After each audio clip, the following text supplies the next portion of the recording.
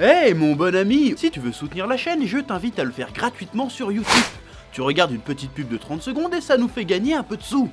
Merci beaucoup et que la passion te guide. Ouais. Salutations Tedena, je suis le chef et bienvenue dans cette petite review mensuelle du dernier chapitre de Dragon Ball Super, le chapitre 49. Disponible aussi depuis longtemps, depuis quelques temps maintenant, légalement sur l'application Manga Plus. Bon, c'est en anglais pour l'instant, mais je ne désespère pas qu'un jour ça sera directement en français. Ça serait stylé, j'avoue que ça serait stylé.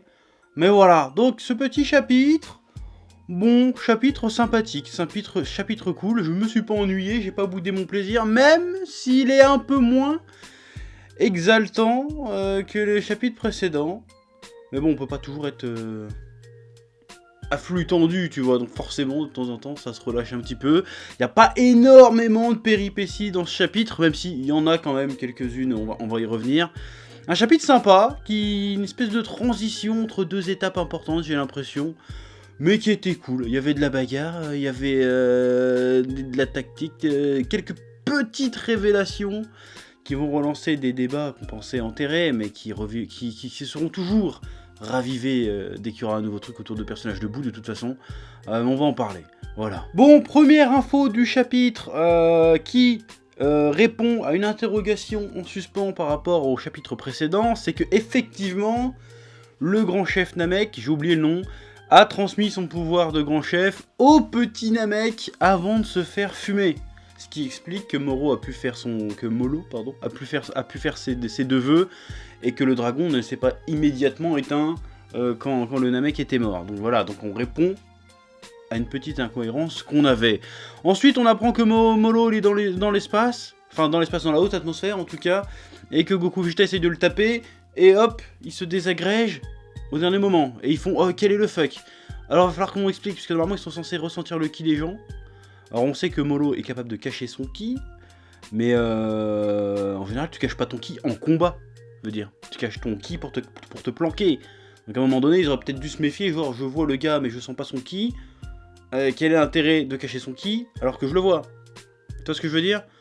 Donc là c'était assez bizarre, ce passage là m'a un peu perturbé, genre mais comment ça se fait qu'ils arrivent pas à voir que c'est une illusion Putain, je veux dire, contrer les illusions comme ça, c'est dans les tout premiers tomes de Dragon Ball, le gars il arrive à le faire quand il a 12 ans, arrivé à 40 piges, il arrive pas à le faire. Bon, c'est peut-être à un autre level, mais dans le principe, il a fait plus ou moins une transposition, tu vois. Donc, ça j'ai trouvé ça un peu chelou. Ouais. Bon, après il y a la question de, les Saiyans peuvent-ils, oui ou non, se battre dans l'espace? Parce que bon, il y a l'animé qui nous dit que oui, et le manga nous a toujours dit que non, hein, contrairement à ce que beaucoup disent sur les internets, sur Twitter, le manga a toujours été catégorique. Les Saiyans ne peuvent pas se battre dans l'espace parce qu'ils peuvent pas respirer dans l'espace. Donc au bout d'un moment, ils meurent. Ils peuvent même pas survivre dans le vide spatial comme n'importe quel être humain, a priori. Il y en a qui disent oui, mais dans Battle of God, dans l'animé, l'animé c'est l'animé. Hein. Et dans Battle of God, le manga, ils se battent dans la haute atmosphère. Ce qui est très différent du vide spatial. Bon, après on peut se poser la question, parce que normalement quand tu arrives dans la haute atmosphère, il n'y a plus d'oxygène. Ah, il y a quand même des gaz, de l'air, tout ce que tu veux, mais de l'oxygène, il y en a vraiment des quantités... voilà. Donc normalement, ils ne pourraient quand même pas respirer, si tu veux. Mais là, apparemment, ils peuvent respirer, ils peuvent parler... Voilà, alors si tu veux donner des explications logiques à ce truc-là dans un dessin animé, je pense qu'à un moment donné, faut laisser tomber. On parle quand même de mecs qui changent de coupe de cheveux toutes les 5 minutes et qui affrontent un espèce de bouc géant, accompagné d'un homme chewing-gum et d'un petit extraterrestre. Donc, est-ce que ça vaut bien le coup de se prendre la tête là-dessus? On a l'explication, ils peuvent se battre dans la haute atmosphère, ça ressemble à l'espace, parce que bon, tu vois plus le ciel, vu qu'il est un peu au-dessus, mais tu n'es pas encore dans le vide spatial, comme l'explique habilement Vegeta. Donc encore, débat de merde là-dessus. Faut arrêter les débats de merde un petit peu. Et en parlant de débat de merde... est-ce que j'aborde la question bout tout de suite? C'est la question. On va aborder la question de bout tout de suite finalement. Alors on apprend que... Ah zut! En fait, le pouvoir magique qui permet de sceller l'essence divine... on sait pas trop en fait de quoi il parle exactement, mais le pouvoir divin qui permettait au grand Kaioshin de sceller les pouvoirs magiques de Molo, et ben en fait ils étaient pas dans le corps du gros bout, mais par chance, par manque de chance, j'ai envie de dire pas de chance, en fait il était dans le corps du petit Boo, hein, Boo pur, le Boo purement maléfique, le Boo des origines. Donc il n'était pas si pur que ça finalement. Au final, le Boo pur n'était pas pur, vu que de base, le Boo pur avait le pouvoir du Daikaioshin en lui. Donc on peut plus vraiment l'appeler Boo pur. Là, ça serait un vrai point de débat qu'on pourrait apporter. Par exemple, là ça pourrait être intéressant. En revanche, et ça je l'ai déjà vu et ça va arriver, est-ce que ça relance le débat sur la puissance de Boo pur, de Kid Boo? Est-ce que du coup, bah oui, il était plus fort que Bouan, parce qu'il avait du ki divin? Voilà, alors je ne comprends pas. Moi je ne comprends pas, je suis désolé. Je ne comprends pas, parce que là, je suis désolé de le dire, et je vais encore m'attirer des problèmes, mais je veux dire, comment tu peux arriver à cette conclusion-là, en fait? Toute idéologie mise à part, tout fanboyisme mis à part. Là, je te parle d'un problème de mathématiques basiques, si tu veux. Parce que si on considère que Kid Boo était plus puissant que Bouan parce qu'il avait du ki divin, et qu'on considère que Kid Boo avait du ki divin parce qu'en fait, il avait le pouvoir, une partie du pouvoir du Daikaioshin en lui, et que l'autre partie du Daikaioshin était dans le gros Boo, donc ça veut dire que Bouan, c'est... Bah comme je l'ai déjà dit, hein, j'avais fait l'exemple avec des verres doseurs et tout, hein, mais ça veut dire que Bouan, c'est Boo pur, avec le pouvoir du Daikaioshin, plus la force du Daikaioshin du gros Boo, plus Gohan, Ultimate Gohan, plus Piccolo, plus Gotenks, enfin plus Trunks et Vegeta, et Goten. Donc en fait ça n'ajoute ou n'enlève rien au débat en fait, c'est comme une espèce d'équation équilibrée si tu veux, en fait tu rajoutes juste le même facteur des deux côtés. Donc en fait ça change rien, c'est toujours équilibré en fait. Donc dire que c'est un nouvel argument, je suis désolé de le formuler comme ça, mais il faut bien le dire, c'est une connerie, c'est stupide, c'est bête. Donc voilà, ça n'apporte strictement rien au débat en fait, c'était ce nouvel élément.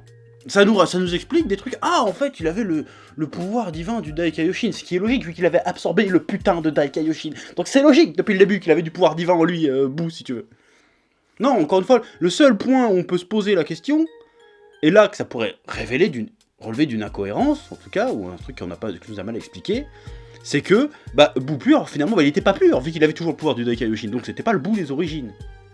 Donc à ce moment-là, on peut en reparler. Est-ce que là c'est une incohérence, ou est-ce que c'est, en fait, on t'explique tout plus tard, mais bon, factuellement, ça change strictement rien à l'histoire. Mais voilà, donc je trouve intéressant d'exploiter un peu la mythologie bouesque avec les transformations, tout ça, sans que ça devienne trop nanardesque, et sans que ça fasse juste du charabia pour boucler des pages. Voilà, l'explication est intéressante et apporte quelque chose à l'histoire qui est en train de se dérouler. Elle est source de péripéties, si tu veux. Genre, on avait une solution avec Boo qui avait absorbé le Daikaioshin, peut s'incarner en Boo, sauf que problème... il a plus le pouvoir qu'il lui fallait, parce que ce qui s'est passé avant a fait que, bah là on se retrouve dans la merde. Là c'est intéressant, là c'est cool, je trouve que c'est bien exploité pour le coup, c'est pas trop compliqué à comprendre. Donc voilà, c'est plutôt intéressant d'avoir exploité la mythologie autour de Boo. Ça alimente les débats, ça alimente les passions, mais en même temps ça donne des explications, des trucs qu'on ne posait pas forcément la question. Mais c'est pas mal. Là, tu peux revoir l'arc-bout et tu le revois un peu différemment. C'est bien, ça apporte de l'eau au moulin, je trouve. Ça exploite la mythologie. Voilà. Mais est-ce que ça relance le débat de la puissance de Boo pur face à Bouan? Bah non, je suis désolé. Parce que les deux avaient factuellement le même pouvoir à ce moment-là. Donc ça n'a aucun sens. Donc ça ne sert strictement à rien. Le vrai débat, comme je le dis, je vais me répéter, le vrai débat c'est est-ce qu'on peut vraiment l'appeler Boo pur, vu qu'il n'était pas pur finalement. Et ça personne ne le dit. Pourquoi personne ne le dit? Ah bah je sais pas. Voilà. D'ailleurs cette petite explication a été faite en parallèle avec un petit flashback du Daikaioshin plutôt sympathique. Plutôt stylé, petit clin d'œil, un petit bonbon fanservice, mais qui encore une fois est justifié par le scénario. Et en plus, bon, ça par contre, ça sort un peu de nulle part, genre que Molo a pu lire l'esprit du Daikaioshin, il fait « Ah, c'est pour ça que tu n'as plus ton pouvoir. Du coup, je suis tranquille, plus personne dans tout l'univers possède la capacité de sceller mes pouvoirs et donc de m'arrêter. » Et là, voilà, là, ça va relancer les théories. Ouais, mais du coup, vu que Kid Boo avait le pouvoir, Ça veut dire que quand il s'est réincarné en Oob, il a certainement encore le pouvoir du Daikayoshi dans lui. Mais ça, c'est chelou. Ça, je sais pas. Je sais pas parce qu'en fait, si c'est Boupur qui se réincarne en Oob, il n'y a pas de raison qu'il ait gardé les pouvoirs d'absorption du Daikayoshin ou l'essence du Daikayoshin en lui. Vu que c'est un nouveau corps, il a gardé juste son âme en fait. Donc je vois pas pourquoi Oob aurait des pouvoirs divins en lui, en fait. Ça serait pas très logique. Alors peut-être qu'ils l'expliqueront plus tard, mais moi personnellement je ne pense pas que Oob aura un rôle dans cet arc. Sinon ça devient totalement anachronique, ça devient totalement... Ou alors tu me dis que cette histoire n'est pas canon. Parce que la première fois que le monde rencontre Oob normalement, quand je dis le monde, c'est-à-dire les personnes en dehors de Dende, Mr. Popo et Goku, parce que Goku c'est déjà qui est qui, Dende aussi, puisqu'on nous l'a vendu dans l'arc Black il me semble, ou l'arc... non, juste avant l'arc recrutement du tournoi des univers là, on l'a vu Oob factuellement, donc il sait comment il s'appelle, il sait où le trouver, si tu veux. Mais Vegeta ne le connaît pas, et tous les autres de la Z-Team ne le connaissent pas, n'ont même jamais entendu parler de lui. C'est le jour du tournoi à la fin de Dragon Ball Z, enfin de Dragon Ball, qu'ils apprennent son existence, si tu veux. Donc si tu me fais un espèce de retcon comme ça en disant que oui, en fait il a eu un rôle dès le début, du coup ça veut dire que Oob il connaît Goku, ça veut dire que ça n'a plus aucun sens. Voilà. Est-ce qu'ils auront les bollocks de retcon Dragon Ball? Je pense pas, c'est pas trop le délire des japonais, genre de conneries, c'est plus les américains, ça pour vendre des trucs, on va retcon en fait. Voilà, Star Wars, ouais, on retcon, on s'en bat les couilles. Tu vois ce que je veux dire? X-Men, ouais, on retcon, on s'en bat les couilles. Les japonais, je pense que, bon, même si le côté continuité, ils s'en battent un peu les couilles, le côté rétro-continuité, par contre, ils font pas trop ça. Donc je n'imagine pas, ils auront jamais les couilles de faire ça à la Toei. Franchement. Et tant mieux d'ailleurs, parce que ça n'aurait aucun sens. Restez, tenez-vous-en au délire. Je pense pas qu'on verra Oob de Dragon Ball Super. Ou alors, sauf s'ils décident de nous raconter une arc qui se passe après la fin de Dragon Ball. On y arrivera forcément un jour ou l'autre. Hein, s'ils continuent, parce que Dragon Ball, on est parti pour 30 ans encore, ils vont pas arrêter, et puis... voilà. Mais donc, cette théorie, je n'y crois pas trop. Voilà. En plus, ça serait pas très logique, parce que c'est pas parce que tu réincarnation d'un mec... Je veux dire, c'est comme si j'ai un ancêtre qui faisait du bodybuilding, c'est-à-dire que moi je vais être musclé quand je vais être net, tu vois ce que je veux dire? Non, ça n'a aucun sens. Ou alors, je veux dire, je t'explique mieux. Si moi je suis gros, tu vois, c'est-à-dire que si on me clone, le clone il va être gros direct, parce que moi j'étais gros. Tu vois, c'était une modification après, ce n'est pas dans mon code génétique d'être gros, si tu veux. C'est un truc que j'ai acquis de par mon mode de vie. Et là pareil, le pouvoir du Daikayoshin, il l'a absorbé, c'est pas dans son ADN si tu veux. Tu vois ce que je veux dire? Tu comprends ce que je veux dire ou pas? Donc c'est débile de dire que Oob a le pouvoir divin. Alors peut-être que si, hein, après, bon, c'est Toyotaro et Toriyama qui décideront, mais il faudra falloir l'expliquer, parce que ça n'a aucun sens. Voilà. Mais après, comme je le dis, c'est pas grave, parce que c'est quand même des mecs qui changent de coupe de cheveux tous les 5 minutes, et qui se battent contre un bouc géant, donc a priori, pourquoi pas? Ouais. Et j'ai fait beaucoup trop de temps là-dessus, donc je passe à la suite. Que j'ai trouvé intéressant dans ce chapitre, c'est les combats spatiaux. Des petits combats spatiaux. Voilà, alors c'est un fantasme de fans de DBZ, il y a beaucoup de fanfictions qui le font, il y a beaucoup de jeux vidéo qui l'ont fait, mais en vérité, des combats spatiaux dans Dragon Ball, on n'en a jamais vraiment vu, à part dans l'animé, avec le combat Beerus, Goku, God. Mais c'est pas très exploité, ce délire un peu cosmique, ce côté un peu divin qui se battent dans l'espace à coups de planètes et de météorites dans la gueule. Ça j'aime bien, j'ai bien aimé. Bon, c'est dommage qu'on n'a pas encore trouvé la solution pour que Goku et Vegeta puissent participer à ce genre de joyeuseté. Mais bon, voilà, juste le passage où Myrus, je vais en parler de Myrus d'ailleurs. Myrus, il a un scaphandre, il peut respirer dans l'espace. Pourquoi vous enfilez pas Goku et Vegeta, bande de putains de voraces? Ça serait intéressant. Comme ça, en plus, ils ont un handicap. C'est genre, oh, merde, s'ils nous niquent nos tuyaux, on meurt, tu vois. Nous, va falloir jouer en mode esquive, bam bam boum, va falloir être stratégique, on va devoir se battre avec une béquille. Ça aurait pu être super intéressant, alors peut-être que ça va arriver dans la suite, hein. Mais voilà, donc je vais parler de Myrus MVP. Ah, je le sentais pas ce personnage au début, hein, souviens-toi dans le début de revue, je le sentais pas, je pensais même que ça allait être un traître, que ça allait être une poucave, tout ce que tu veux. Mais en fait, non, le gars est sûr, le gars est solide. En plus, le gars, si tu veux, il a pas la puissance d'un Goku ou d'un Vegeta pour affronter ce mec-là, mais il a les couilles. Et il a le cerveau. Et ça c'est bien, ça me rappelle un peu l'utilisation qu'on avait à une certaine époque de Dragon Ball, qu'on avait d'un Krillin par exemple. Krillin n'a jamais eu la puissance pour se friter contre les méchants, mais il était malin. Et il avait des couilles, du coup il arrivait à faire quelque chose. Je pense notamment au combat Krillin-Piccolo lors du 23e tournoi, ou 24e si je dis pas de conneries. Voilà, où il faisait de la tactique, où Krillin n'a pas, où à chaque fois que Krillin a eu un combat, de toute façon c'était hyper stratégique. Et c'était malin. Même dans Dragon Ball Super, ils ont fait un épisode entier autour de ça, où il arrive quand même à se friter un peu contre Goku et Seiji Blue, grâce à sa malice. Bon, après, il se fait sortir comme une merde dans le tournoi au bout de 2 minutes. Voilà, ça me reste toujours au travers de la gorge. Mais voilà, moi j'aime bien ce genre de combat-là, et ça me rappelle aussi un petit peu ce côté stratégique, ce côté on essaie de comprendre le pouvoir de l'adversaire pour passer au travers. Ça me rappelle un peu les premiers tournois justement de Dragon Ball, où c'était un peu ça. Où on essayait de passer entre les mailles, défiler des attaques des autres pour essayer de trouver un moyen de gagner. En fait, Goku ne gagnait jamais vraiment grâce à sa force brute. Il gagnait parce qu'il était malin. Le combat Goku-Jackie Chun, c'est ça. Bon, il a perdu au final. Mais c'était que ça, c'était pas un combat de force brute, c'était un combat de comment je vais être assez malin pour détourner ta technique et te balancer une autre technique derrière. Et toi, comment tu vas détourner ma technique et rebalancer une autre derrière. Retourner à ce truc-là, c'est pas mal, parce que là, on n'est plus dans une course de puissance brute, même si Vegeta le dit, même avec tous ses entourloupes, tous ses pouvoirs magiques, au final, ce qui fera la différence, c'est la puissance brute. Certes, d'accord, mais entre-temps, faites-nous des trucs rigolos, pas juste de la fusion, pas juste de « Ah, je cherche mon énergie, je me mets en colère ». Un petit peu de stratégie, un petit peu de carabistouille, ça devient distrayant. En plus, ça s'est fait rare ces derniers temps de Dragon Ball. C'est rafraîchissant, c'est cool, on se dit « Ah, on est surpris ».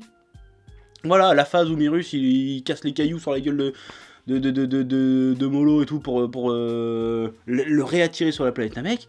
Voilà, c'était plutôt malin. Bon après, le délire juste on va la remettre sur la planète pour qu'on puisse se battre. Je trouve qu'en termes de péripéties, c'est pas ouf malade.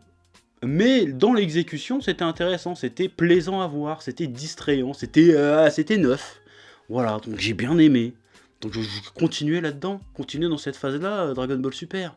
Ouais. Bon, ça reparle quand même un petit peu de puissance. Là, on nous dit qu'actuellement, Molo, en ayant récupéré l'intégralité de son pouvoir d'origine et en ayant un peu bouffé Namek, aurait un level moindre qu'un Goku ou qu'un Vegeta en Super Saiyan Blue.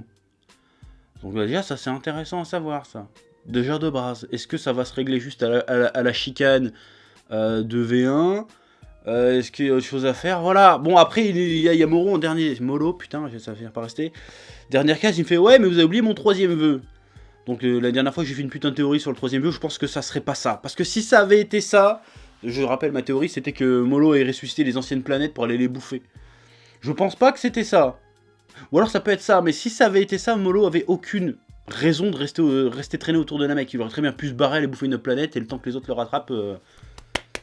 Voilà, le gars était bien ralasse, et puis voilà, c'est tout. Tu vois ce que je veux dire, il aurait été bouffé tout partout, n'importe où. Oui, je sais, ça veut rien dire ce que je viens de dire, mais j'ai envie d'employer cette expression. Il aurait bouffé 5-6 planètes, il aurait été 10 fois plus balèze que les autres, il a fait amenez-vous, je vais vous baiser, tu vois. Donc, je trouve ça bizarre. Donc, qu'est-ce que ça va être son vœu, finalement? Si c'est pas de ressusciter l'univers pour tout bouffer, on sait que son vœu, ça va pas être... Techniquement, ça ne peut pas être d'être immunisé au pouvoir du Daikaioshin. Sinon, il a aucune raison de se réjouir du fait que le Daikaioshin ne puisse plus le sceller, parce que de toute façon, rien à foutre, je suis immunisé. Et en plus, selon les règles des Dragon Ball, le dragon ne peut pas agir sur quelque chose de plus puissant que lui. Alors, à ce que je sache, Daikaioshin, ses pouvoirs sont plus puissants que ceux de Porunga, donc sinon ça serait incohérent de ouf. Et il n'a pas pu souhaiter l'immortalité. Ça n'a aucun sens, parce que s'il souhaite l'immortalité, le gars a plus de 10 millions d'années, donc je pense que le gars, a priori, ne peut pas mourir. En tout cas, il peut pas mourir de vieillesse.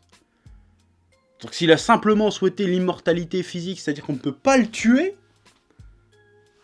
je trouve ça bidon de ouf. Alors j'espère que le vœu sera surprenant, parce que c'est pas encore impossible qu'en fait, au dernier moment, il se téléporte et fait, en fait, j'ai ressuscité l'univers, fallait bouffer le reste, et puis niquer vos mères. Ou alors se barrer vers un autre univers, directement, je sais pas. Mais juste le truc... Je suis immunisé ou je deviens immortel, je trouve ça naze. Donc j'espère que ça sera autre chose, j'espère que ça sera un vœu vraiment surprenant, parce que là ils sont en train de nous faire un suspense de malade là-dessus. Qu'est-ce que ça peut bien être? Bah là actuellement je te dis, j'en ai aucune idée. Bon, j'ai ma petite théorie à la con qui se verra jamais, qui aurait été géniale, mais qui n'arrivera pas. Mais voilà, j'espère qu'on va avoir au moins un truc aussi génial que ce que j'ai pu imaginer avec mon cerveau de psychopathe. Voilà. Surprends-moi Toto. Surprends-moi Toto, là, ça fait 5 chapitres que tu regagnes ma confiance, surprends-moi. Surprends-moi, c'est tout ce que j'ai à te dire. Voilà, donc, un chapitre sympathique, que j'ai bien aimé, avec quelques petites péripéties, avec quelques trucs intéressants. Voilà, donc j'attends le chapitre 50. En plus, c'est le 50, c'est une étape quand même, 50 chapitres, c'est pas rien. Faites-nous un truc qui dézingue. Voilà, que ça se finisse pas juste par un simple combat. Je veux quelque chose. Voilà, c'était cool. Comme d'habitude, je te laisse le soin de me dire en commentaire ce que t'as pensé de ce chapitre, ce que t'as pensé de cette review, de t'abonner, de mettre des likes, activer la cloche, achète des t-shirts spatulesques sur la boutique Utip, lien dans la description. C'est pas cher, c'est de la bonne qualité. Voilà, c'est de ma part. Et je te dis à bientôt pour de nouvelles aventures passionnantes. Et n'oubliez pas, Dragon Ball, c'est la vie. Ouais. Eh oh, tu vas pas te barrer comme ça, hein? Tu vas laisser un pouce bleu? Un petit pouce bleu, hein? Puis tu regardes aussi les autres vidéos? Parce que voilà, tu t'abonnes? Ouais? Ouais.